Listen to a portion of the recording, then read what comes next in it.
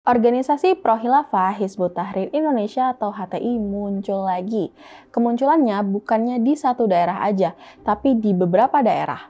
Ketua GP Ansor Nusa Tenggara Timur atau NTT Adjhar Joe bilang HTI ini sudah terang-terangan muncul di beberapa kota. Di antaranya ada Surabaya, Palembang, Yogyakarta, dan Samarinda. HTI bahkan sudah bawa atribut bendera khilafah. Ini jadi perhatian serius GP Ansor NTT karena nggak mau ada konflik di daerah yang selama ini damai. Adjhar bilang kemunculan organisasi terlarang bisa jadi cara nge-pressure pemerintah apalagi pakai simbol agama, biar kesannya sah. Ini juga sinyal kuat buat negara dan seluruh masyarakat bahwa HTI belum benar-benar hilang. Jangan sampai kita lengah, gerakan mereka nggak bisa dianggap remeh, kata Adjhar. GP Ansor NTT juga menginstruksikan ke semua cabang buat siaga dan waspada agar jangan sampai kecolongan. Ketua GP Ansor Kalimantan Barat atau Kalbar Rajuini juga angkat suara. Menurut dia, meskipun HTI udah dibubarin, bukan berarti mereka stop bergerak. Masih ada pergerakan HTI di bawah tanah yang mesti diwaspadai. GP Ansor Kalbar bakal terus setia bela Pancasila dan NKRI, bukan ngikutin ideologi khilafah yang nggak cocok di Indonesia, katanya.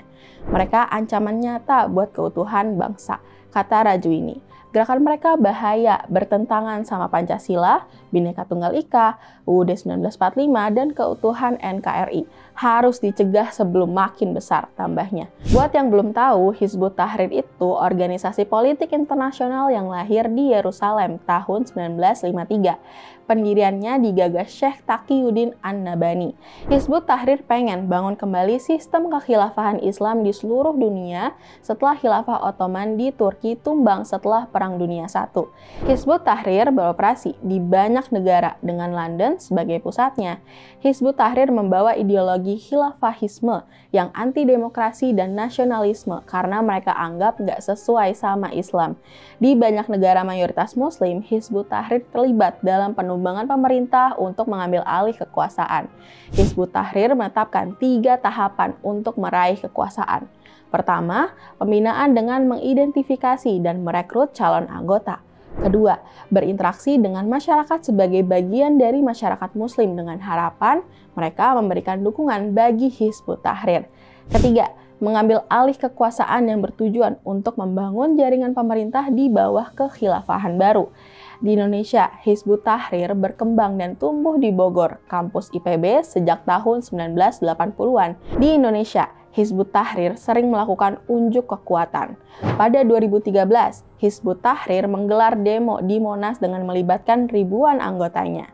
Pada 2015, Hizbut Tahrir menggelar rapat dan pawai akbar di Gelora Bung Karno. Pada tahun 2016, Hizbut Tahrir menggelar demo di Yogyakarta. Di setiap unjuk kekuatan itu, Hizbut Tahrir selalu membawa bendera khilafah, membentangkan spanduk khilafah solusi, dan berteriak mengganti sistem demokrasi. Pada Juli 2017, pemerintah membubarkan Hizbut Tahrir Indonesia dengan mencabut status badan hukum mereka. Bila sekarang Hizbut Tahrir mulai muncul lagi, ini peringatan buat kita. Jangan sampai ideologi mereka yang anti-demokrasi dan menganggap warga non-muslim sebagai warga kelas kedua itu tumbuh subur. Kita harus waspada dan gak gampang termakan propaganda mereka. Yuk tolak organisasi anti-demokrasi dan pro-khilafah.